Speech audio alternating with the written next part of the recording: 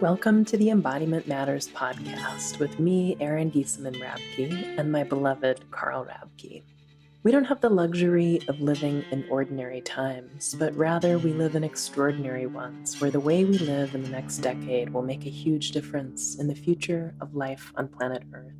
We aspire in this tapestry of rich conversations drawn from a variety of wise perspectives to share resources to help you embody the wisdom, compassion, and skillful actions that are needed during these times.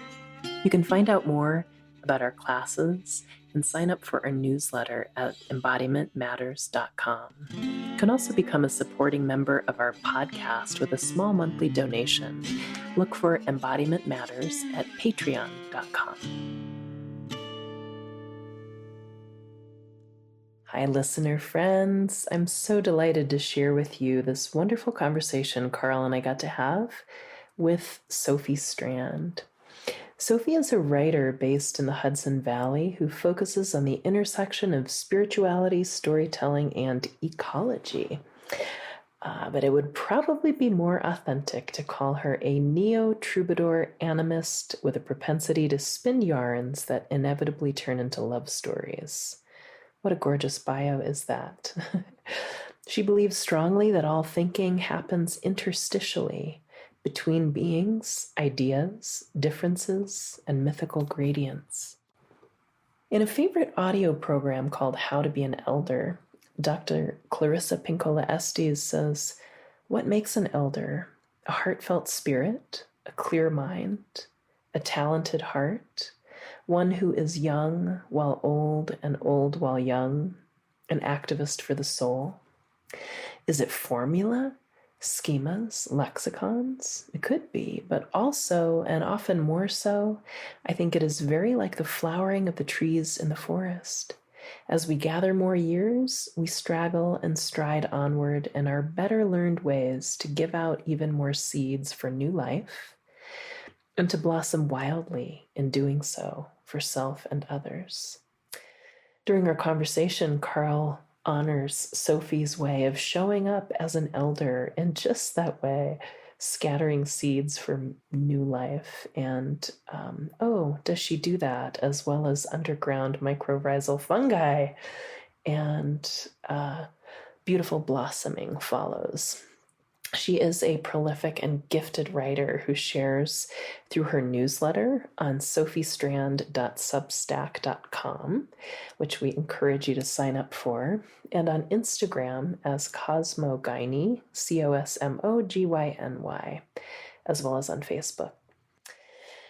There are two lovely essays on our website we discuss in this conversation. One is Melt Divine Feminine into Divine Animacy, which I just love, and another one that is a great story on a relationship with a woodchuck. And we link to both of those in the show notes. You can find those and more at her website, which is sophiestrand.com. Sophie is with a PH. Her first book of essays, The Flowering Wand, Rewilding the Sacred Masculine, will be published in fall 2022 and is right now available for pre-order from all online booksellers. Her ecofeminist historical fiction, Reimagining of the Gospels, The Madonna Secret, will also be published in spring 2023. I'm sure those are going to be excellent, and I'm really looking forward to reading them. In this conversation, we explore some wonderful, rich territory, including, of course, embodiment, pleasure and discomfort, love stories as ecosystems, complicating the idea of individualism, about queerness and explorations of masculine and feminine outside of a binary, about looking for stowaways of other stories in monotheistic religions, about myths as the voice of the landscape, and considerations of how stories travel and cross-pollinate. We explore the porosity of identity. We talk about Sophie's experience with chronic illness and the problems with mainstream ideas of wellness, and about how Sophie came to her animist sensitivities, and so much more. We know you'll enjoy this rich conversation with a truly brilliant and beautiful being. So do check out her work. And I also want to just put in a plug on the topic of the sacred masculine for my beloved Carl's upcoming group for men. It's called A Soulful Response. A soulful response to the times. Highly recommended, starting in late April. And we hope you enjoy this conversation as much as we did. Thanks for listening. So welcome, Sophie. We're so excited to talk with you today. Well, thank you so much for having me here. I feel very honored. So wonderful. Us too. So I'd love to ask if you would invite us and listeners into a kind of embodied presence with a certain quality of attention toward listening to what we're going to be exploring together today.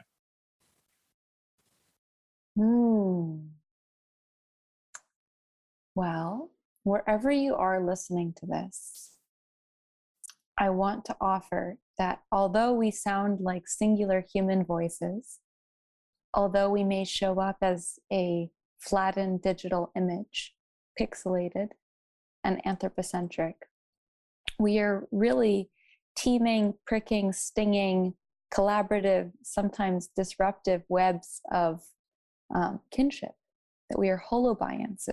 We are multi-species events, landscapes where particles that have been separated for thousands of years finally come together again in reunion.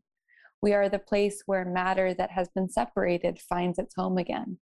And in that way, as you are listening to us, you are listening to many, many, many other beings.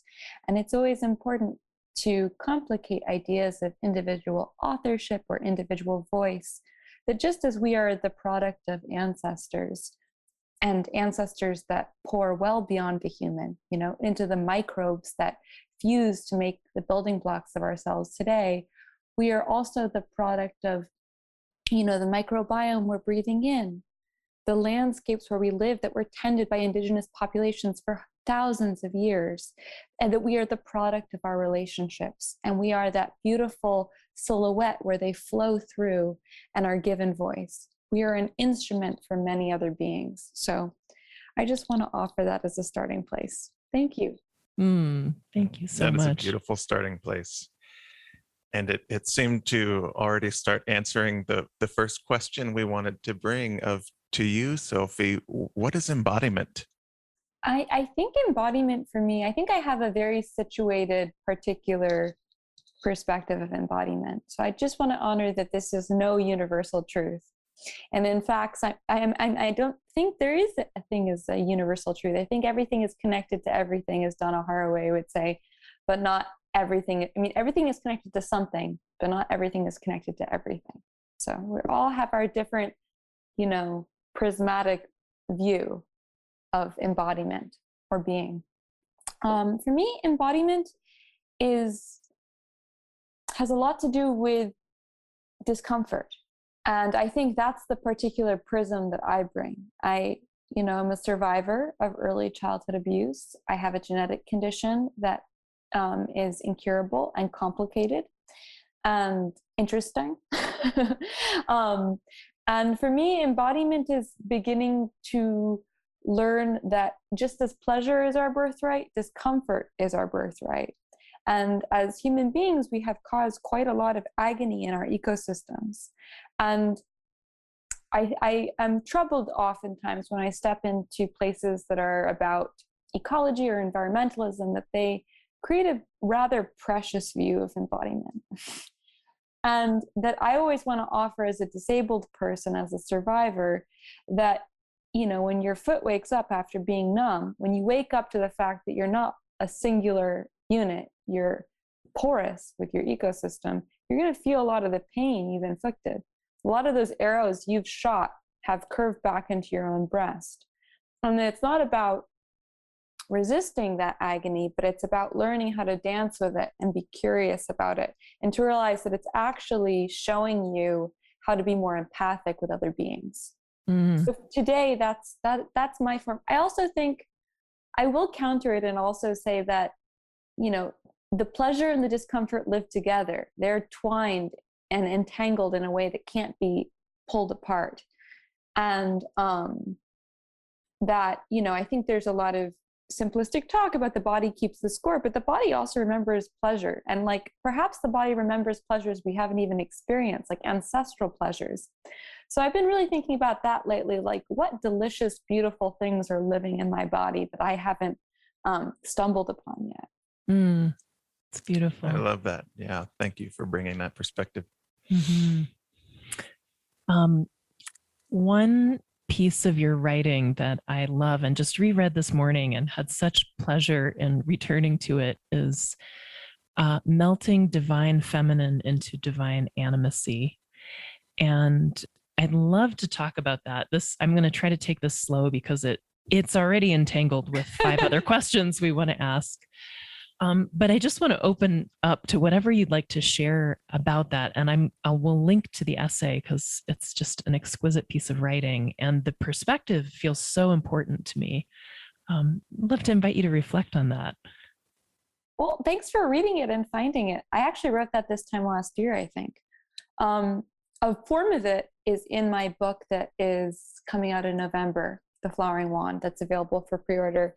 And it was part of that whole exploration. I was trying to think about masculinity as being a kind of field that anyone can step into and out of, and that doesn't belong to the human and isn't conflated with patriarchy, and is much more ecological and bumptious and interesting. And as I was doing that work, I started to think about how, as a survivor, as a woman, it had been very easy for me to take my reaction and plant it in the divine feminine. It felt like that was a safe place to be for a while. But very quickly it felt too anthropocentric, especially when, I'm very interested in queer nature and how, queerness is ubiquitous in nature. We graft human ideas of dualism onto intertangled complex systems again and again and again. And it actually really, kneecaps our scientific thinking.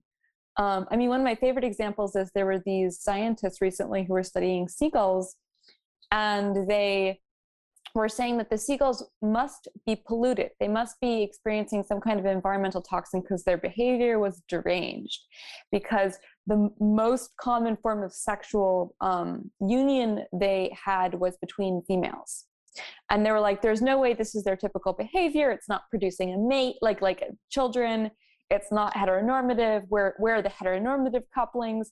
It turns out there were no environmental pollutions. This was the typical behavior. And it wasn't an aberration, it was the norm. And so I think those are really interesting things to start just like to pour back into our rather calcified Victorian ideas about how sex and how gender happen. Let some seagulls in, I love that. And I think for me, I started to realize that divine feminine just wasn't big enough to hold all those other beings. And those beings were oftentimes, I didn't want to put a gender to them. They were much more complicated than a human idea of gender. That felt like it was not honoring their sacredness. And that in fact, perhaps constantly trying to fit things into simplistic categories was not going to heal the rift between constructed binaries. And rather I needed to put everything into the bowl and mix it together rather than try and always be delimiting where something ends and another thing begins. Yeah. So you have 2 books coming out, and you mentioned one, and I want to read from your website the words about both of them. So The Flowering Wand, Lunar Kings, I'm going to stop you there. Oh, is it a different version? Well, my editors, publishing always like steps in and says like, you need a slightly different title, and they push back. So the title is now the flowering wand, rewilding the sacred masculine. I thought I had seen it differently on your social media recently, so I was fascinated by this. I did not choose that subtitle. That was a very strategic and necessary approach by my publishers. But yeah, this one that you're about to read is the one I chose. Okay, well, let's welcome both. Rewilding the Masculine was theirs, right? Yeah. And yours was Lunar Kings, Lycanized Lovers, Trans-Species Magicians, and Rhizomatic Harpists Heal the Masculine. Yeah. Okay, so this is forthcoming. Did you say, is it November? November 22nd. November. Yeah. Okay. Congratulations, by the Thank way. you. We're excited for that. And then the other is The Madonna Secret, an eco-feminist historical fiction reimagining of the gospel, to be published. When is that one? A little later? Spring 2023. Spring so 2023. Pretty much immediately after the first one. It's going to be a little bit of a doozy. We'll see. Yeah. So savoring your writings and just really articulate and beautiful ways of pointing to our entanglement, and even what you just said in response to just seagulls, Yeah. the whole conversation. I'm so curious about a masculine book and an eco-feminist book, and what draws you, or just to invite you to unpack and say more about, especially for someone who values the queer. I have found myself a little bit bristling at the language of the feminine, like, what even is that? And masculine, and wanting to kind of shrug that off. And yet you're taking these as windows into unpacking this more queer or non-binary or entangled presentation. So I'm so curious about that. Yeah. I mean, I think I kind of want to call on this crazy, amazing feminist theologian. Her name is Mary Jane Rubenstein. And she said in an interview I listened to recently, it's no use killing God if he's still operating. Meaning, if he's still inside of all of the dominant paradigms and inside even the scientific ideologies that we take as given, it's no use to say that he no longer works if he's still around screwing things up. And so I think for me, personally, I think masculine and feminine feel outdated, but they're still here. So throwing them out actually is I think when people try and completely throw them out, say they don't exist, there's no such thing, it gets complicated, because what you do is then they start to rear their heads in really complicated, oblique ways that you can't identify. So for me, I don't work by process of negation. I work by process of addition. We live in a very antibiotic culture that thinks that subtraction and management and shaving things down is how you organize things. But the truth is that usually, creates deranged ecosystems, dysbiosis in your gut. It's not actually a very ecologically sound way of approaching anything, be it cultural or practical. And so for me, the metaphor I use is compost. So what I do is I say, this is a very complicated piece of shit. And, it needs to be broken down, but the way I'm going to break it down is by adding it onto a pile of a lot of other stuff and seeing if in that complicated interplay, something new can sprout from the old. And so for me, a great example was my parents are spiritual scholars, and they also run an interfaith group. So they're very interested in, can we go back? Can we look at older mantric practices and folk rituals that are, stowaways in monotheistic religions? Can we try and mulch these things and make them useful again in updated ecological terms? And so that's always been something that I've been interested in by virtue of how I was raised, like the kind of way I was shown to approach spiritual texts and religious practices. And I've always been interested in, for me, the story of Christ seems like a tragedy, seems like a nightmare, which is that a storytelling Jewish rabbi, lives a relatively short life, is just beginning his practice, and then he's assassinated, and his, oral folkloric tradition that was deeply rooted and about Galilean ecology gets deracinated, translated into the language of his oppressor, and then inappropriately put into different landscapes and cultures and expected to thrive. It's like very deranged. And I've also been interested in, like, how does the death of a young man who seems like he has a hell of a lot more to teach us, how does that get turned into a miracle? Like, it seems like a Shakespearean tragedy to me. So my attempt, I'm also very interested in the fact that there's so much Magdalene folklore, that the Gnostic texts that were recently discovered and kind of given popular treatment show us that she was a very important part of the ministry. And I thought, wouldn't it be great to give a really textured, composted, interesting lens into that time period, where it resurrects the Jewishness, the ecological context, the political and social context, the actual nuanced, real people who would have been part of that scene. Yeah. And so it was not about, is Christianity a really complicated driver of ecocide and genocide and sexism? And it could go on and on and on. Yes. Would it be interesting to go back to the root and try and compost it? Maybe. So that's like a little window into how I look at stories that have been used for harm. I'd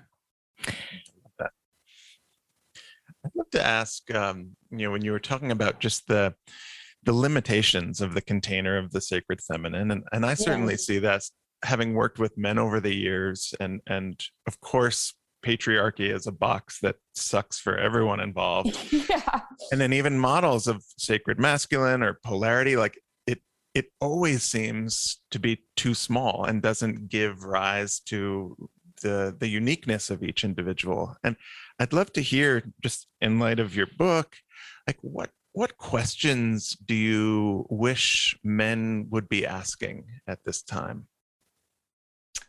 Questions do I wish men would be asking these days? Well, that's a very interesting question. I think that feels, for me, like it might be a harmful thing for a woman to do. For me, from my position, to tell men as a monolithic identity what questions they should be asking. I think what I would rather say is that I want everybody, wherever they identify along the rhizome that, connects many different gender expressions, to start living more interrogatively in general, to start learning how to ask questions, speaking of embodiment, with your whole body, and to learn to receive answers that aren't in language and aren't in human voices and aren't on human timescales. Like, so I'd say to men the same thing that I would say to anybody, which is, I would say, what is it like to go to a spot inside a 20-mile radius of where you live regularly and start to listen with your whole body? And to do that as a practice again and again and again until you start to say, like, this feeling I get in my stomach always comes about. Like, what is this telling me? What story wants to move through me? So I would say that men in myth, masculine figures in myth, are oftentimes, the ones I'm really interested in, are mouthpieces for other species. So one of the beings that I write about and rewild in this book is Joseph of Egypt from the Old Testament.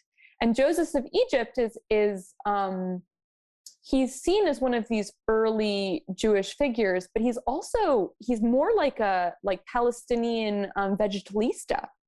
That what he does is he dreams of the wheat, and he gets information about droughts and about crop failures, and he becomes a mouthpiece for plants, and he dreams of plants. And then one of the interesting things about his story is when he shares those dreams initially with his brothers, who are the first, the first population of monotheistic Jews in the Old Testament, as it's written many hundreds of years after it was supposed to have happened. So of course, this is all fictionalized. His brothers betray him. that they mock him for sharing his dreams of plants. So I think the one, perhaps actually to circle back and to amend what I originally said, I would say maybe men can ask each other what beings they're speaking for. Oh, that's beautiful. And they can ask each other what beings have come to them and ask for their attention. Yeah, I love that. Thank you for asking and for tolerating my little like circuitous kind of way around it. It's great to be with you in your process. Yeah. I think I want to go back to the book that's coming first, The Flowering Wand, which is, you write a lot about mycelium, and not only the masculine, but that's obviously a part of this. Will you talk about that and how you came to it? Yeah. I do want to actually begin by saying that there is my spiel, because people always ask me why I love fungi. And actually, I'm working on a piece right now about how worried I am about how fungi are being inappropriately used to greenwash the fashion industry, a lot of different, big tech companies, NFTs, and also, there are millions of fungi. We've barely identified 1/10 of them, which means there are millions of different fungal stories. So I worry a little bit about how fungi are getting put on t-shirts, and they're very trendy right now, but we actually know very little about them. They're more like dark matter than they are like anything else. Because they're invisible and mostly microscopic, we actually know very little about their lifestyles. And so I do worry right now about how the popularity of fungi is perhaps actually making them into an object, a capitalistic fetish object. Yeah. So I just want to offer that pushback. I've been very worried about it. For me, fungi have always occupied this very interesting zone between, potion and poison. Some of them are extremely medicinal and some of them are extraordinarily poisonous. And, fairies are always like that as well, which is sometimes they're helpful, sometimes they're very much not helpful. And that mutability has always, for me, been their magic, is that they're capricious, they're strange. And I was obsessed with mushrooms, which are, of course, the above ground reproductive events of below ground hyphal systems that connect forests and grasses and are the connective tissue of the soil. And it was in college that I began to learn about mycorrhizal systems and about how they taught plants how to have root systems. The plants, when they came from the sea, didn't have root systems. So they had this amazing millions of year long process where the fungi were their surrogate root system. And that still takes place today. I think it's like 90% of plants have mycorrhizal collaborators.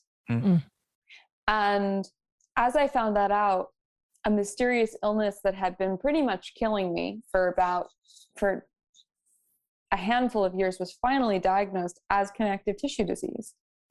And it was this interesting layering of my love of the connective tissue of the soil and then the insufficiency of the connective tissue in my own body.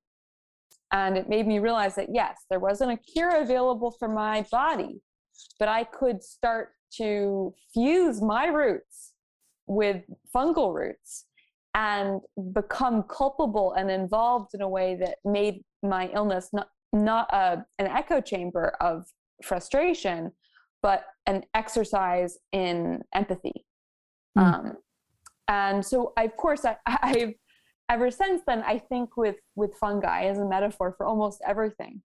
And for me, I've always thought of myths as being the voice of the landscape and as communicating information about specific ecologies and about how to steward the land in a specific place, and how the problem in the past 2,000 years with written texts that can travel and are never updated is that you get this idea that myths can travel. But the truth is they can travel, but then they're not necessarily telling you information about where you are. And for me, fungi seemed a really good metaphor when I was writing this book about myths and masculinity, of saying that myths are mushrooms of a certain place. They're coming from a deep underground fungal mycelium. And so you can see vegetal gods in the Mediterranean basin as being mushrooms above ground of a shared mycorrhizal system. Mm-hmm. So you can see like Dionysus and Osiris, and then even Jesus is all being part of the same underground system, but fruiting in a specific place at a specific time. Mm-hmm.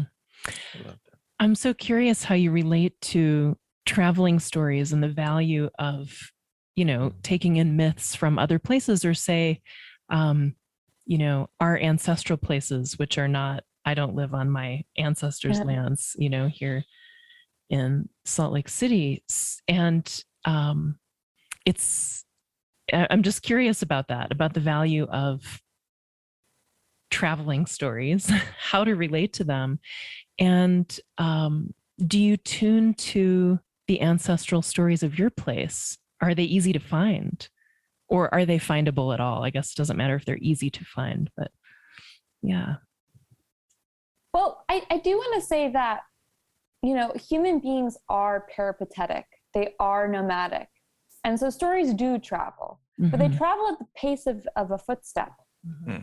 And they travel, you know, your foot is connecting with the earth. It's activating miles of mycorrhizal systems. The bacteria, you know, the microbes are feeling your footfall. And there's this sense that, you know, you don't get jet lag. Your stories travel with you foot by foot. Every step you take, you're planting your story somewhere else. So even if you take a story with you and it travels through your voice, it's traveling at the pace of the land. Mm-hmm. And there's a way in which written texts, I mean, the thing that worries me is texts can travel when they adapt.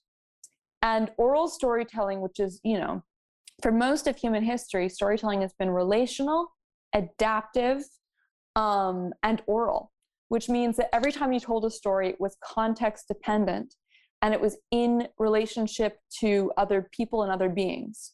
So if a story can travel in that way, I think oral stories travel really, really well.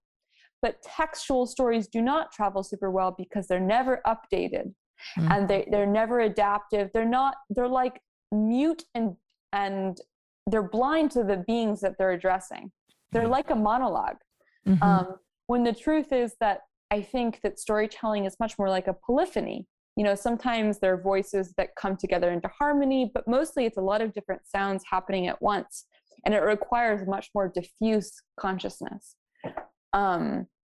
So I think for me, storytelling can travel, but it has to travel with your body. It has to travel in your body. But to slightly pivot to the Hudson Valley, which is where I'm from, and the stories that arrive from the landscape, you know, if myths and stories are the mouth of the ecosystem, what stories are arriving from the Hudson Valley? I live in a place where there was just the complete genocidal wiping out of the Mycelium people. They are still very much existent, but they were subjected to extraordinary violence again and again and again, to the point where it's very, very hard to find original folklore and texts that haven't been translated through murderous empire. You know, you can feel a lot of the times when you get these fetishized little written texts in English, you're like, there's no way this is actually telling me anything. And you know, a friend of mine who is an expert on indigenous folklore in the area was saying, like, you know, you even forget that by the time the Dutch and the French arrived here, the diseases that had been spread by colonizers down south had already spread up here and taken out most of the population. So the culture you're even arriving into has been decimated by tragedy and disease. So you're not seeing typical behavior and typical storytelling. You're seeing storytelling that's like trying to grapple with extraordinary harm and loss. And for me, it's been a really important thing to remember is even if I can find glimmers of information about how the Mycelium lived on this land, I have to know that it's probably not necessarily accurate. The thing that I've been trying to do is to hold the bothness, to always be looking for the human stories that were rooted in this land and know how to be with it, but also to be listening to the other stories that are coming in. Because climate, the idea that a stable ecosystem is a very colonial idea. You know, climates are constantly changing. And a lot of the rhetoric around invasive species bothers me because, you know, every species was at some point an invasive species. Mm-hmm. And oftentimes they're moving at a scale that's much longer than a human lifetime, and they're doing things we don't even understand. Mm-hmm. And so I'm very interested personally in the stories of the invasive species in the Hudson Valley and what they're teaching me, and how they can complicate and queer my idea of what is supposed to happen in an ecosystem. In particular, I'm very interested in knotweed and mustard greens. Yeah. I'd love to hear some of your reflections on, you know, the current psychedelic revolution that's happening. And it seems like on some levels, it is the, you know, ways for plant medicines and Gaia to be speaking or offering different avenues of how to live on this earth with less harm. And also at the same time, just like you were talking about fungi being printed on shirts and you know, when it meets the stream of capitalism, and now it's blossoming in so many training programs. So just love to hear any reflections you have on that realm. You're tapping in. I'm writing a piece about this right now. And it's one of those things where you're like, oh, I'll lose a lot of followers and readers when I share this, but I got to do it because it's bothering me. I think we in this culture have such a deranged idea of animacy that we think that objects exist outside of relationship, and that you can take an object and it has no root system. I mean, I think this is the argument that a lot of people use to justify veganism. Not unlike saying veganism is a bad thing at all. But I'm saying that the idea that it takes you out of the moral playing ground seems very simplistic. And the truth is that, you know, everything you're eating as a vegan is wrapped in plastic and was, you know, created by people a country away. And there were fossil fuels used to ship it to you. And it has nothing to do with your ecosystem. So I'm not jockeying veganism because I think it can be done well. I think any kind of diet actually can be done well, and that every being needs a different diet. As someone who's disabled, I do not think that you can ever prescribe a universal diet to anyone. You don't know anybody else's body. But for me, psychedelics play into that deracinated idea of animacy that doesn't acknowledge a web of relational culpability. And the thing I've been really interested in lately has been, so you have psilocybin cubensis, which is like that's the one that the fantastic fungi really popularizes. Cubensis in America has become like a really big proponent of psilocybin use. And people pretend like you can like deracinate psilocybin from cubensis, but you can't really. But so where does cubensis grow? It grows on cow shit. So what were the animals that were used to colonize and terraform America? Cows. What are the animals that we are most torturing, that we're like, that are causing, that we're using and torturing, and that are actually creating global warming to some degree, and not to the degree that other people think, but are part of that machine of global warming. So all of a sudden you're tracing this relational ontology rather than this very isolated abstract object ontology. So for me, what I'm interested in is like, rather than pretending like you can take your little pill of psilocybin, what does it mean that you're taking a mushroom that is rooted in cow shit? What does it mean to be culpable to cows and to what cows are doing in America and in the earth, to the pain? Like, I would think that it might be very complicated to eat beef and also take psilocybin. And that in fact, if you're taking psilocybin and eating cows or participating in the larger web of monoculture across America, that you might not be having a trip that's doing you very good. And I think that a lot of these things are context dependent. And if you take psilocybin and you deracinate it from its web of relationships, I doubt it's going to heal the culture. Terence McKenna famously said, if 15% of the culture takes psychedelics, everything's going to change. Well, a lot more have taken them. And let me tell you, I have not seen people have their heroic dose and have an eco-awakening.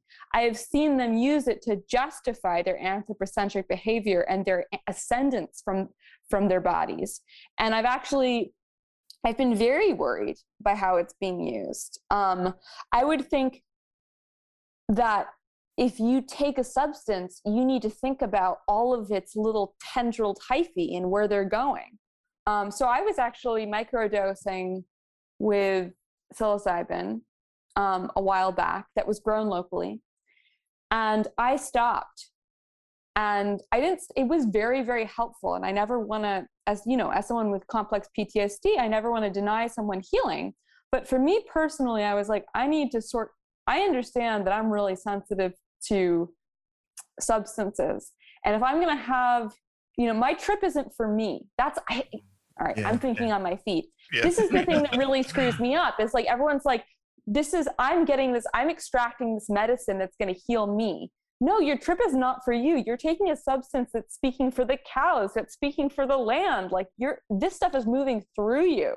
Mm-hmm. Yeah. So that's my little spiel. I get very angry. Yeah. It feels like an important distinction in general of like, am I doing this for me and my trip, or is there something that is the light being turned toward the suffering of the land in some way?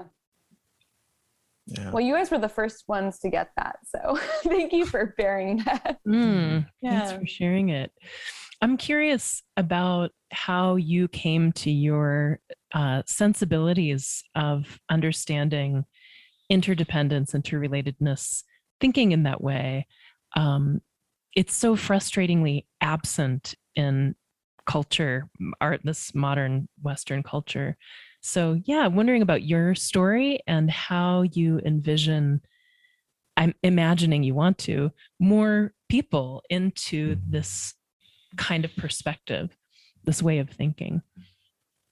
Thank you. The simplistic, superficial answer is that I was raised by parents. I was lucky to be raised by parents who were very aware of the aliveness of the world and planted me in a home where we had tons of animals and plants. We lived on land. We were always outside. And this was part of my upraising. But that's not really the answer. The answer is that, before the age of like 2 or 3, you don't have a very good sense of self and other.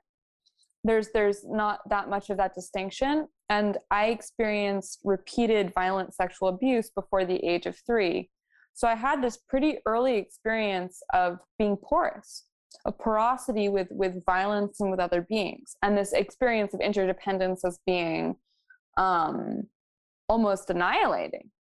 But it stayed with me, this openness. And, survivors of abuse and violence, we actually receive, there's a researcher at MIT, Mycelium, I think his name, who's done a lot of research on this. We receive so much sensory stimuli that if we perceived it all at once, we could hardly function. So that as we grow older, we culturally gate out stimuli that we think is irrelevant to our well-being. And we homogenize reality, that a lot of what we experience is actually what we expect to experience rather than what is actually happening.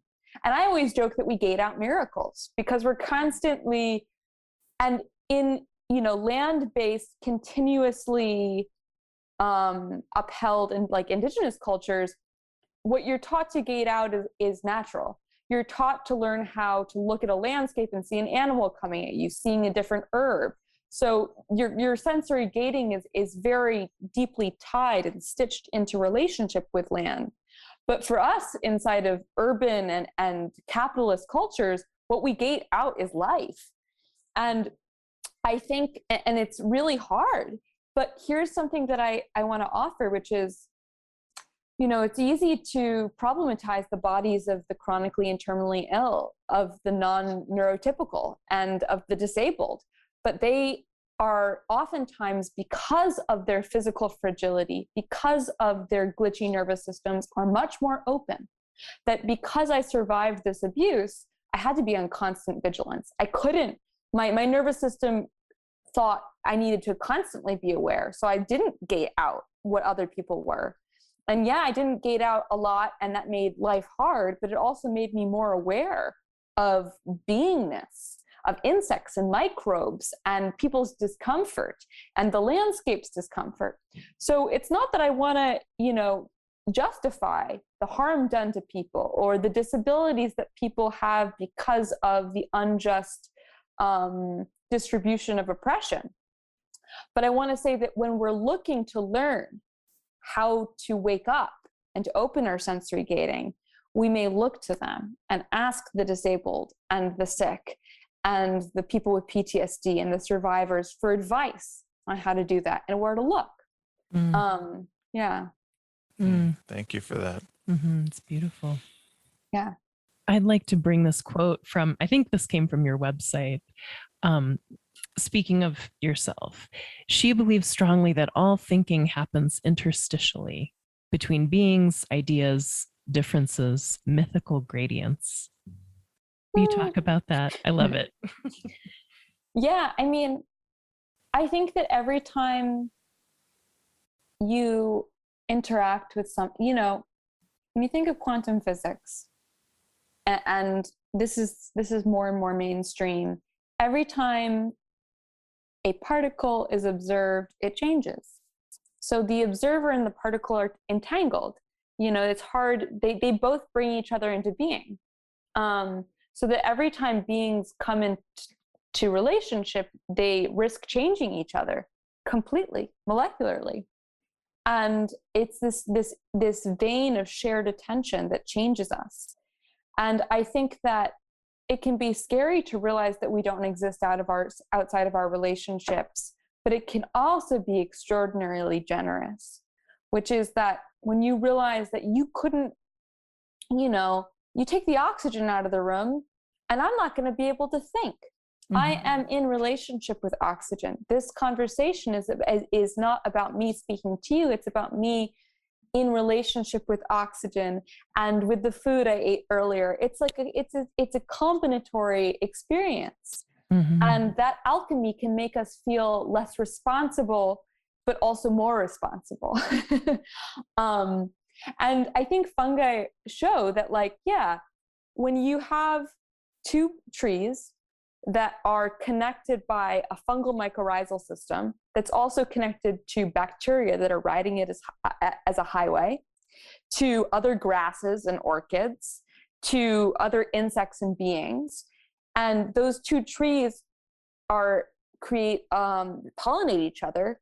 How many people, when I say people, I mean that in the kind of Robin Wall Kimmerer way, every species is a people. How many beings are involved in that sexual act? That sexual act is relational rather than it is individual.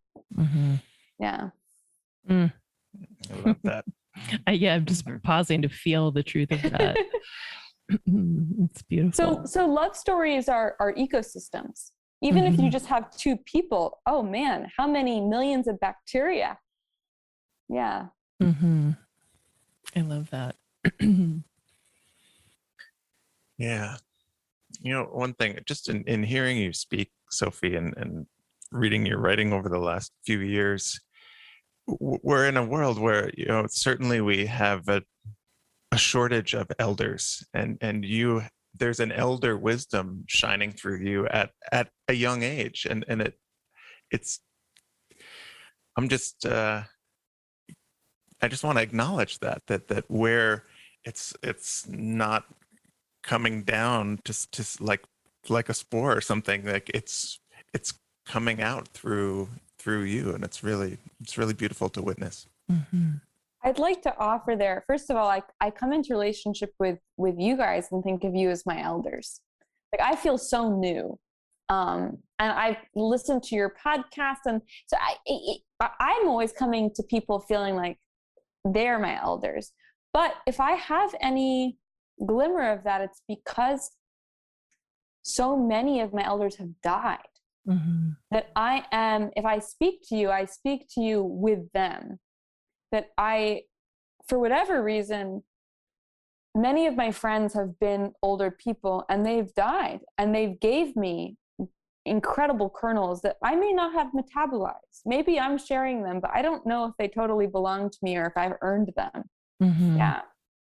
I speak with them. Yeah, it's beautiful. I have a few questions I still want to ask. And one is, I think this is already coming through, but I want to ask it directly. The question that you came up with in response to Carl earlier. What beings are you speaking for? Thank you. Well, I think fungi. I mean, and mycorrhizal fungi, particularly, just to narrow it down, that there's an experience I have when I tap into that, when I lie on the ground physically and like put my face in dirt and just really connect with what I know is just miles and miles of mycelial intelligence, where I feel a resonance. And I feel it in my body, and I feel that need in my body because my own connective tissue, my fascia doesn't work. So I feel like I owe them that. But there are beings that have come to me repeatedly that I feel like I wouldn't have chosen, but they have asked me to talk about them. And woodchucks.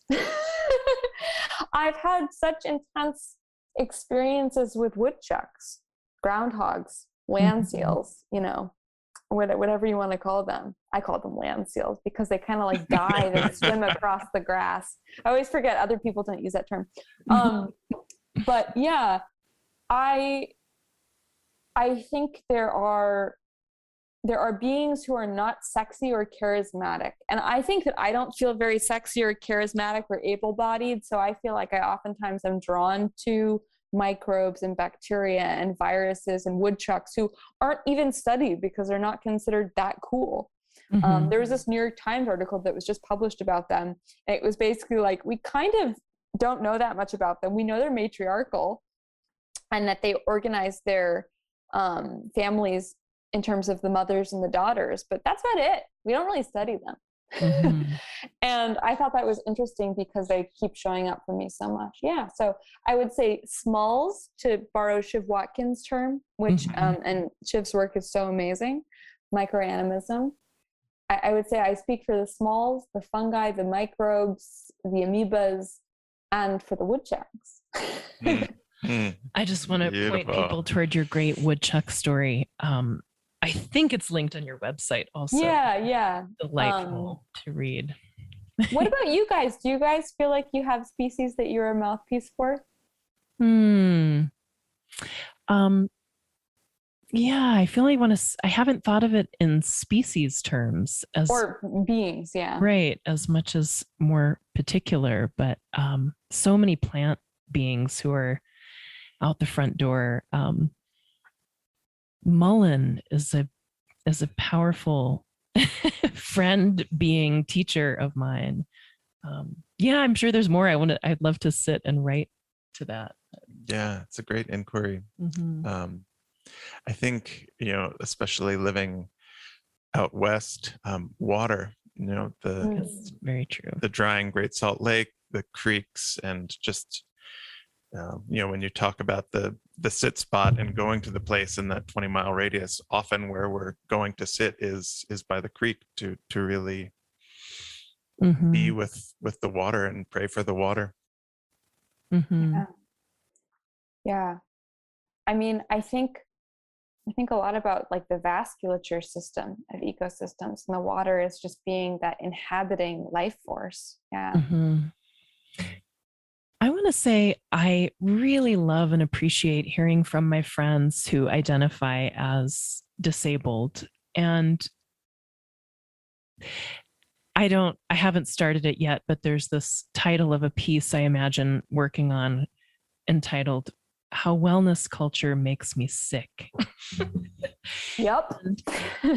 There's so much bullshit to step out of.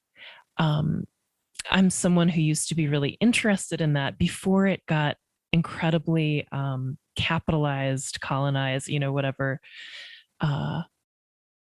just entangled with an aspect of consciousness and culture that I'm not a fan of. Purity, and it can be performative and all of that. I'm so curious just about wellness and how you, as you know, I'm thinking of one of my friends who I've written with for years who often says, I'm never going to get better. There's better and worse days, but when you have something that's incurable, there's an honesty around, a different flavor of honesty around what wellness can be, than chasing some, shiny magazine cover idea. So I'd love to hear you unpack that a little bit. Yeah, thanks. That's actually the focus of my book that I'm selling right now. So I won't reveal the title or like too much about that, but yeah, I have a whole book that I wrote about this and about problematizing a lot of the narratives around wellness and illness and disability. I mean, the thing I'm really interested in is this idea of healthism, which is that an individual is responsible for their health, rather than the fact that an individual is a site where oppressions and multiple histories and species occur to create a sediment that can be disability by virtue of how a society is organized to no longer serve you. That disability is only problematized by the way a society is built. These societies are built to amplify people's disabilities and to make it impossible for other people to even function. And so disability is only a problem inside of societies that want it to be a problem. And create it, that manufacture disability and problematize it. And that's the problematic thing, is like they create the pollution, they create the oppression that create the disability, and then they further amplify how the society will no longer serve your disability. So that's something I think about a lot. For me, it's been hard. Yeah, I have an illness that doesn't have a cure. And so much of our ideas of health are kind of based on this, eschatological Christian narrative that we're going to transcend our bodies, that we're going to fix them. It's also very Darwinian, like neo-Darwinian. It's not what Darwin would have believed. Like most of people's ideas about what Darwin believed are just wrong. But this idea that we're constantly progressing towards betterment, I'm not. I'm decaying. But how can I decay in this way that's really curious and interesting? I one time said, I wrote this in a piece, but I also say it a lot, which is survival is the willingness to collaborate with indigestibility. There's this part of me that is never going to be fixed, but it could provoke me into more interesting shapes. And into more interesting modes of becoming. And in fact, maybe I'll hold shapes that have information that other people can't get. Yeah. Yeah. It's interesting, as listening to both of you, I'm getting this connection of the wellness ascension view and the climate ascension view. And we both just finished Derek Jensen's Bright Green Lies, just looking at the tech myth and that sort of when we really look at the causal chain in tech solutions, and how we have the earth has not a cure, and how do we go in more interesting shapes, like you said, rather than thinking of this ascension model. This, it's the famous quote, the same thinking that got us into the problem will not get us out. The techno-narcissism is going to create more problems as it pretends to solve problems. Right. We see that with electric cars and the amount of extractive technology needed to create these batteries. I mean, it's insane. I think that we have to get more comfortable with decay and with collapse. And that, Bayo Komolafe is so skilled at navigating that terrain of collapse and talking about that. And that's a person I always direct people towards, is how can we look at our solutions as part of the problem, and Right. stop making solutions and start just kind of being in that in-between state with more curiosity. Yeah. And as someone who, for a long time, I've viewed myself, I'll bring this down to the microscopic once more, which is, so I thought, I'm a problem, I'm wrong. I have PTSD because my body registered this stuff so intensely. I am ill probably because of that PTSD, and it destabilized my system to manifest the worst possible genetic outcome, and I kept thinking, like, how can I pay money to get people to cure me? And then I would go to people like very famous, well-acknowledged healers and somatic practitioners and psychologists and doctors and the Mayo Clinic, all these different places, and have people tell me, like, this is all the things we're going to do to you. And then it wouldn't work. And they'd say, like, well, you failed. Rather than we failed you, rather than like, we're failing together. Maybe this is really interesting. How can we make it as pleasurable as possible? Yeah. So I think that there's perhaps, when we constantly try and control everything by figuring it out, we gate out the miracles. We gate out the unexpected. And so I think the narcissism comes from this attempt to control. But the truth is that the real miracle is not going to come from inside of our solution-based mindset. Yeah. I want to go back to asking this question, and we've sort of danced with it, and I want to bring it back again and see if there's more around what is masculine and feminine. I have no idea, so I'm curious if you have thoughts on that. I do, but they're definitely liable to change and should. I like the idea of, so do you know the work of Rupert Sheldrake? A bit. It's this idea that, we don't really understand how patterns are maintained. Like, I look like me, but my cells turn over all the time. DNA actually plays a much smaller role than we think it does.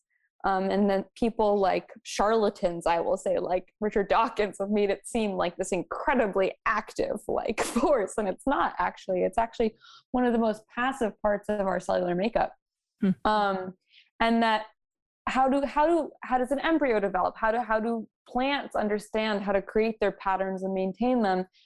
And why do certain behaviors spread so quickly?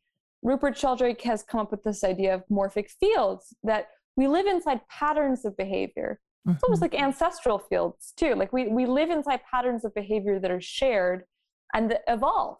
Just as we're evolving, they evolve and change over time.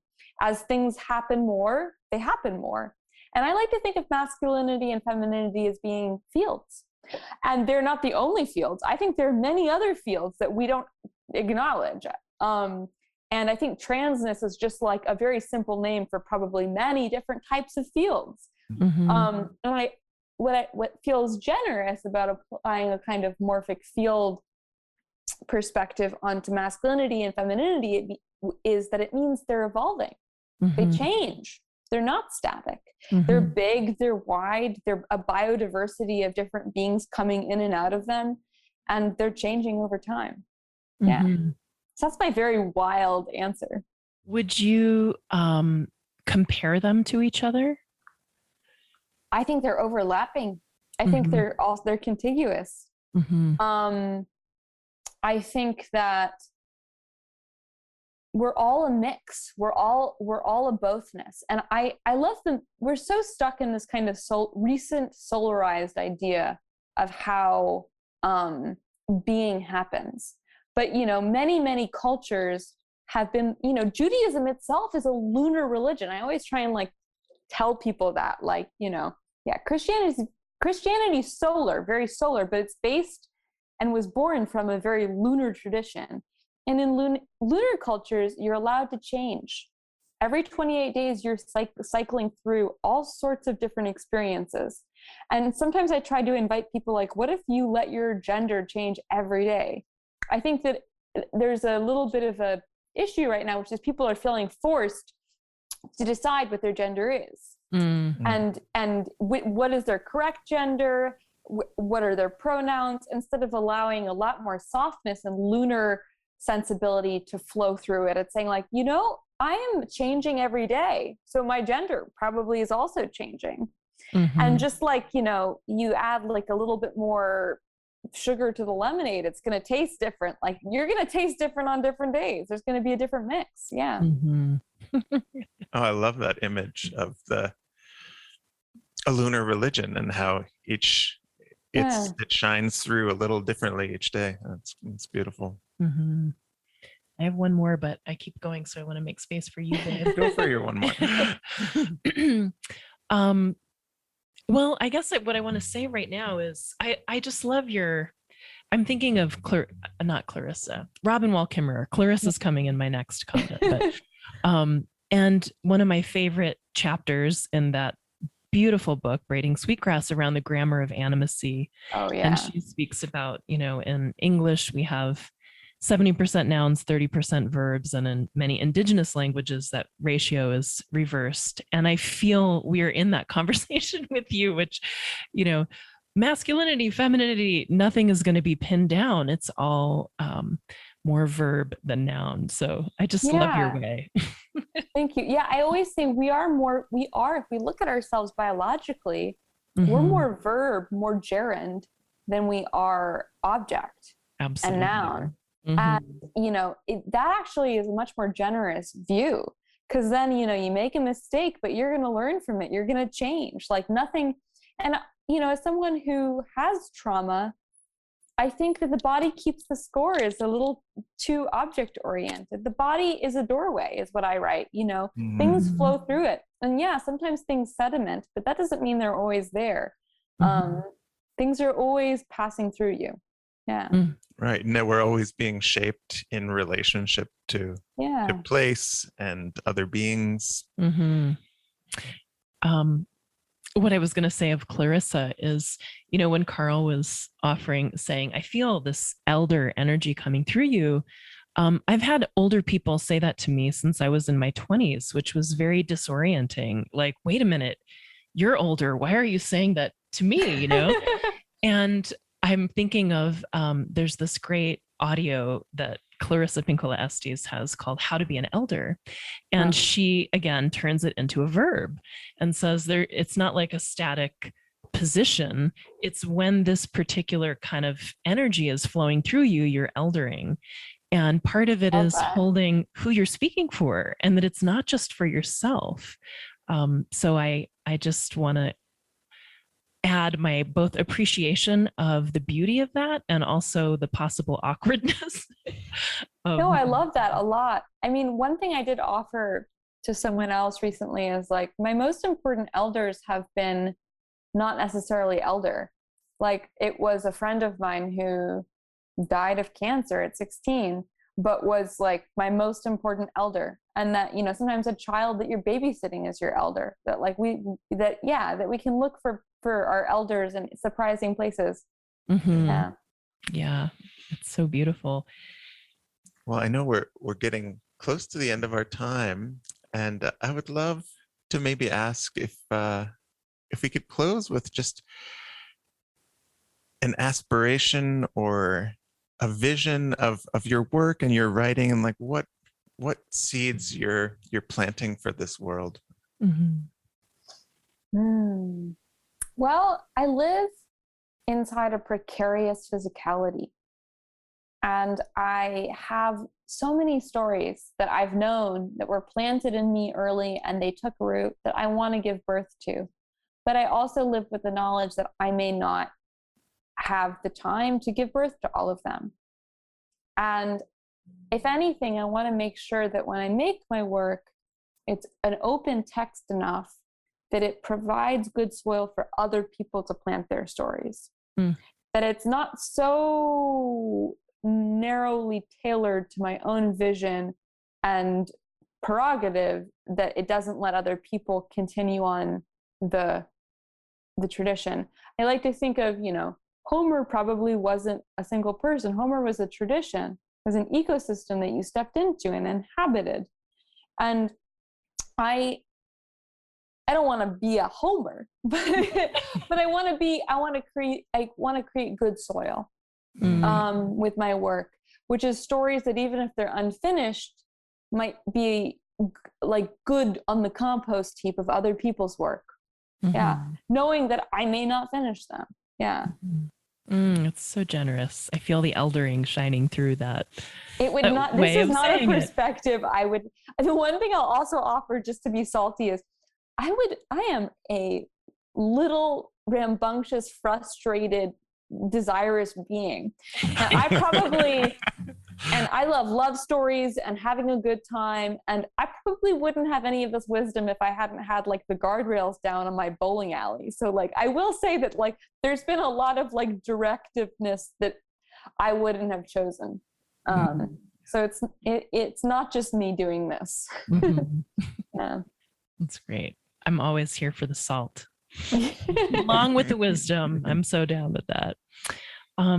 So we'll link to your site, these essays we're referring to, your books forthcoming, which folks are encouraged to pre-order. Is there anything else you want to share specifically hot off the press right now that you want to make people aware of? I would just say, come join the community and bother me and talk to me. I think that I always want to trouble the idea that authorship is individual. And I think that it happens in conversation. It happens interstitially. So come think with me. Let's think together. Yeah. So beautiful. Thank you so much for making time for this conversation, Sophie. And thanks for just your rambunctious, wise, wonderful self. Well, thank you so much for the conversations that you create and the way that you create a biodiversity of narratives from everything that you're doing. Thank you so much for listening. We hope you enjoyed the conversation. If you enjoy this podcast, it's great if you want to share it with friends or post about it on social media. Also, you could make a donation to support the podcast or find out more information about our classes and offerings at our website, embodimentmatters.com.